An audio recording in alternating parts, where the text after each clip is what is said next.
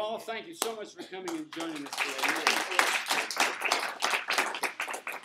Thank you very much. Yes, again, my name is Paula Flowe, and I am an educator, and I'm also a child advocate. And I was born and raised in New York City. I graduated from Brooklyn College. I ended up moving here. I received my graduate degree in education right here at University of Hawaii. I have a daughter. She'll be 24 this year. And I became a child advocate in 2006.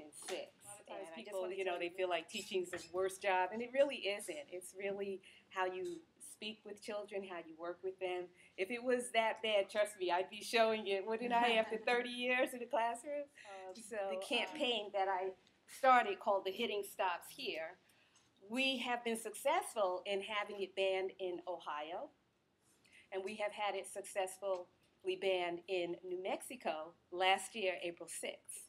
I flew to New Mexico. The Governor, Susana Martinez, Latino woman, most of the kids being beaten there are Latino. And I'm like, what's up with this? She's a Latin woman. The kids is Latin and Native American, most of them. And she had until April 7th before the bill expired.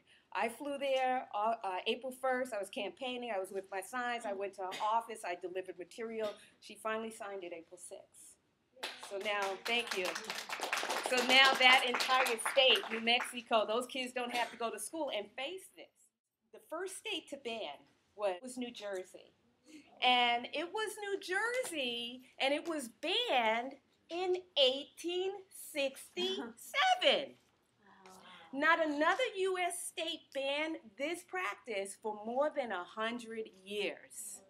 Now think about that for a minute. 1867. What was going on then, and why would a state ban in 1867? What was going on in 1867 around that Civil War, the end of slavery? 1867 it banned. Well, I'll tell you what happened. The person who wrote the legislation for banning slavery was the New Jersey mayor, Marcus L. Ward. And Marcus L. Ward was ahead of his time. He was a very cool guy. He banned it. I read about him. He said, this is a slave tool. He said, how am I going to write a bill to end slavery and leave this in my schools when this is why slavery? You wouldn't have 200, 300 years of black Americans picking cotton if you were not going to be abused. This is a slave tool. And he banned it. You know why? And not one other thing. That sort of thing's going on even now. Never published in the news. And those states aren't banned. I have traveled now since Georgia. I've done over 40 campaigns. I can't even count HR 3027. And fortunately, she introduced it September of last year. And we have until December. And as far as I'm concerned, that is way more than enough time to get this bill through.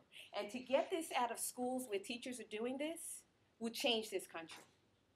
This happens every 20 seconds reportedly, and reporting is not mandatory. That's reported. So you can multiply every 20 seconds by whatever, 100, 1,000. You never hear about it. It's a secret. Most of you are going to be parents, so your children will be in school.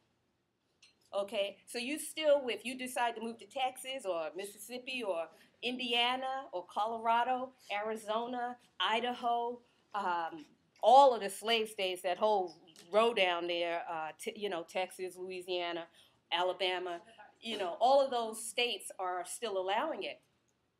And so you still need to know this sort of thing. And this is a form of abuse that allows all of the other abuse. See, right here in Hawaii, even though a teacher is not allowed to take a wooden board and beat a child with it, teachers do other things to kids on this island. And they're able to, because if a parent can't go to court and protect the child from this, how is she going to protect you because your teacher got mad and pinched you? See, as long as you're allowed to put your hands on a child, it's sort of like the Pandora box. It's just anything goes. This paddle was introduced to American schools in the 1770s. So we all know what happened in that time. We became independent. We became America. But England dropped this off while they were at it. So England introduced this to our school. The thing that's awesome is England has long since banned it. But we're still doing it. To answer your question is that this has been going on where it is occurring since the 1700s. Okay? So you have something going on where these children, their parents, face this. Now, every board meeting I've gone to, the board members are always all white and maybe one, like I was telling Jim, 80-year-old black woman, you know, or somebody that really is just there because they need somebody black, so it looks like we're not all just trying to beat the kids. Look, she agrees to it too. And she's black. Is that these parents were beaten by mostly white people. So when they go to the board, many of them still are suffering from post-traumatic stress syndrome themselves. And now we're supposed to go up there and say, hey, don't hit my kid? Well, first of all, the ones who are brave enough to even say that get threatened. And there's only a handful out of that whole community where this occurs who would be brave enough. Because most of them have been beaten down. They're confused. You're angry. You didn't get a good education. Your options are few. It's like slavery. That's why Marcus banned it. He said this is slavery. So you have that mentality. I've gone down there. I've even received email responses from students who have looked at my YouTubes in these paddling states. And there was this one 12-year-old girl who sent me a message. She said, I'm glad you're doing, she wrote it in her whatever text lingo type, but I figured it out as, I'm glad you are doing this. They beat kids in my school. I was beat last week. I was trying to help a boy to his class and I was late. And so I sent a message back to her. And I said, I would love to come out to your school if you have enough friends who want to try and have this taken out of your school.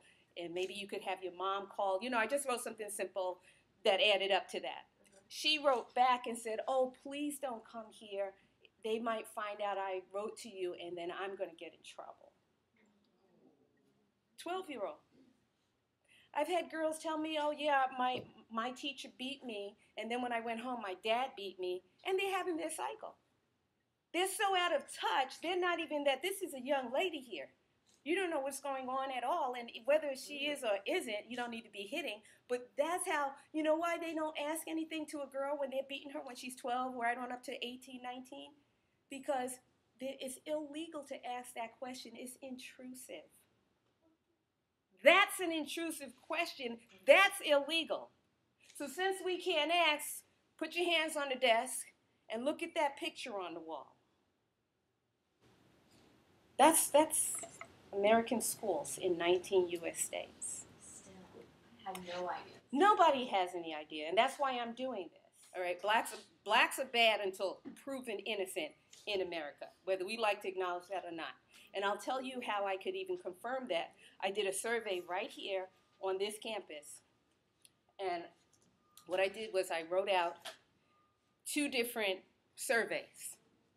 The first survey said, with so many questions, but the number 1 question was, are you aware that in 19 U.S. states, white male teachers are beating black boys by the thousands a day? On a scale of 0 to 6, how important is that to you? On the other one, I wrote, are you aware that black male teachers are beating white girls by the thousands a day? Nobody's letting anybody know this, but black men are beating white girls every day by the thousands. On a scale of 0 to 6, how important is that to you? The one for the black boys being beaten by white men, it was like, why are you, it was, the response from the people was like, why are you even wasting your time with this, you know, probably deserved it, and it was a high number, you know, a low number, it was like a 2 or a 3. It wasn't that big of a deal because black boys are bad, and sure they must deserve it if they're getting beaten by the thousands. The white girls being by black men, everybody was totally upset, totally angry. The way they expressed themselves to me were like, oh, they should take them, and it was that kind of anger. No anger over here. Lots of anger over here. How important? 6, 6, 6, 6, 6, 6, 6. And I mean, I got a piece of everybody's mind. And the sad thing is, I did not ask one single white person. Everybody that answered that was a person of color. So we even feel that way about ourselves. In order for the bill to go through, we have, on the United States Education Committee, there are 39 members. John Klein is the chairman. Whenever a bill goes through, you have to have one more than half for the bill to go to the House floor and then off to the Senate. Or John Klein can force it to the floor. What happens when you abuse kids? That's why if it was the Asians aren't getting, how come certain kids aren't getting it? And I'm going to have you look at a video, and I want you to see the kind of kid who's actually getting it. What do you wish about school? You wish they would stop hitting you? Say that. Say, I wish they would stop hitting me. Can you say that? Say it out loud. Say it loud. Say it loud, honey. I wish they could stop hitting me. This is another good book. It's called Positive Discipline. Every capital welding teacher needs this. And this helps you out with the classroom. This is one for teenagers. And if you have any friends who have teenagers, I actually do parenting workshops for parents with teenagers to help them rebond with their children. I mean, I don't care if they're like way over the edge. You can bring that child back by the way you finish raising them. So if you know, a lot of times say, oh, my kid, he's 16. I just can't wait till he gets out the house. No, use those last 2 years to rebond and help them know they have you to come to for help and direction. You know, they're still cute and beautiful even though they're 16, 17, and 18. This is a Positive Discipline, a teacher's A to Z guide. So I'm showing you these books whether you're going to become teachers or not. There's still books for parents. And then there's a good book here. This one is Positive Discipline for Parenting in Recovery. So even if sometimes parents realize, wow, I was drugging or I was using, now my kid is 12, I feel like a failure. And this book helps you reconnect. You know, you're trying to do a good job now, get back with your child. This book, they're excellent books. They're written by doctors. So I want to put this out because I want people to know there are so many solutions out there. The United States stands in stark contrast to the industrialized world relative to children's human rights, the USA, and particularly in relation to public school corporal punishment. Despite an enormous body of social science research establishing both the inefficacy of corporal punishment and the very serious social harms that can result from it, 19 states have failed to respond appropriately, and the judiciary has largely rejected constitutional challenges to this violent form of discipline. He told her to bend over a chair with her buttocks raised. The petite, attractive 18-year-old woman refused. The unusually large, strong young man then physically forced her to assume the position and summoned 2 other male assistants to hold her down as she struggled to resist. He swung Old Thunder mightily, striking her buttocks, her leg, her hip with the 4-foot-long piece of wood.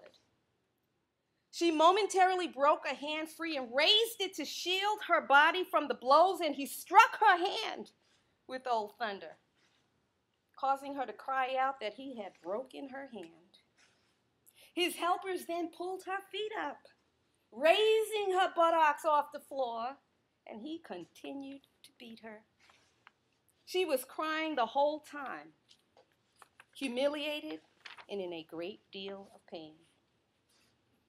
When it was over, her buttocks were bleeding, her hand was too swollen and painful to use, and her face was stained with tears. He then ordered Jessica Smith to return to her classroom and resume.